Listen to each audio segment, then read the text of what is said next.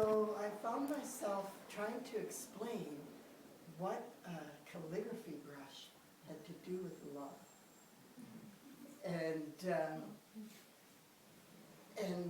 the woman who was in the room co-teaching with me said, well, you talk about that, the connection there with so much sense of depth, or sometimes a sense of passion. And I said, yeah, it's got all of that. And it really is about contact.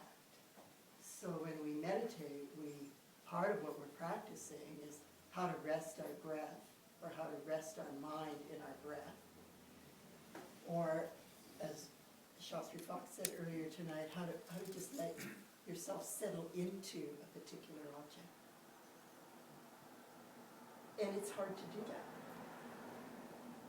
It's very hard to do that. So most of us have milliseconds where we can do it, and then we are gone.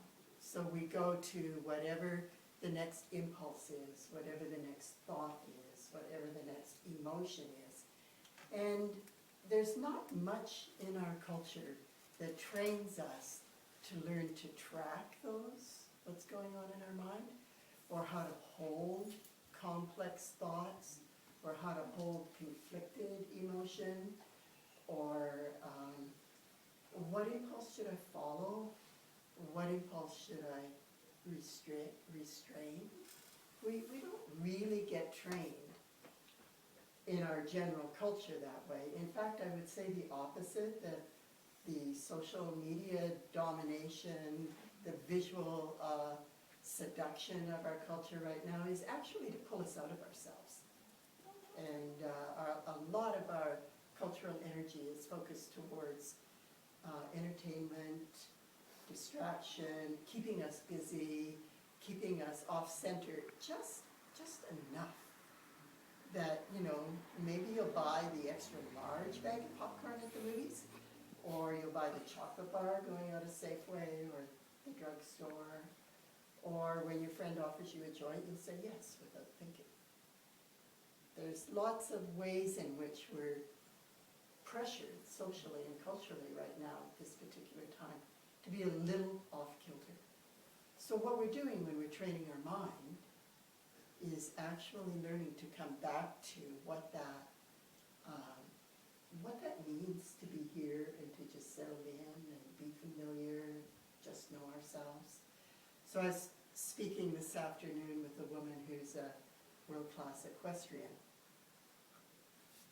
And she was talking about riding, and she said when you find your seat on the horse, and the horse is in tune with you, and you're in tune with the horse, you find what she called the right line. And she said, my imagination is that it's the same thing that happens to a downhill skier. When you're on the skis, you find that line. And once you're there, you're really in it. You don't, it's not about thinking. It's not about sorting it out. It's not about, deductive logic. You're actually coming from a different place of attunement, or a place of knowing that's profound and deep, and is kinesthetic, you could say, is intuitive maybe, but it's also trainable. So every master, whether you're a sports person or a creative artist, a writer, or a meditator, you can actually work with and train your capacity to be here, to connect. And it's inside that open moment of connection that we find whatever the right line is, that we find the place of just being with what is real and what is genuine and wholesome, in a wholesome, I don't have a really, it's the best word I have for it right now is just this quality of wholesomeness. Technically in Buddhism we talk about Buddha nature, or in Shambhala we talk about the fundamental basic goodness of our being, but it's a felt experience of being alive and open and present. And that sounds good. You all want to be alive and open and present, but things happen when you're alive and open and present. Lots of things happen. It's not some sort of nicey. It could be beautiful, could be awe-inspiring, and at the same time it could be threatening. It could be scary, because then you become in connection or in relationship with everything that's going on, internally and externally. And inside of that, there's a lot that you maybe don't know about yourself. So maybe old memory comes up internally. Or, I'm sitting here relating to somebody I don't know, and, I'm glad you're smiling, but, you might not be. You might be frowning at me, and then I'd be like, oh, maybe she doesn't like me, And so there's all kinds of possibility in those open moments, and there's something about that, just about the edginess of that. There's the desire for being here and the desire for connection and for contact. But when we reach for it, we're vulnerable. We're wide open and we're vulnerable. And in that vulnerability, there's always the possibility of fear. There's always a quality of uncertainty or not knowing. And you have to risk the not knowing and the vulnerability for the love. You don't get to love from some kind of closed place. So here I am in this high school classroom, down on the floor with big pieces of paper and brushes, and we're making big calligraphy circles, ensos they're called in Japanese culture, and the children, they feel like children to me, they're young adults. They've been contemplating what compassion means to them. So they've been working with how to make a stroke that expresses kindness, or how to make a stroke that expresses joy or understanding. I think we had one other, we had kindness, joy, understanding. Then maybe it was love. But love came into the conversation. So you make the circle, you actually express, you totally give, and then you let go. If you're really expressing and offering, I just offer to you. But my hand is open, I don't sort of go like this. Hang on, it's like open. And then not. And then gone.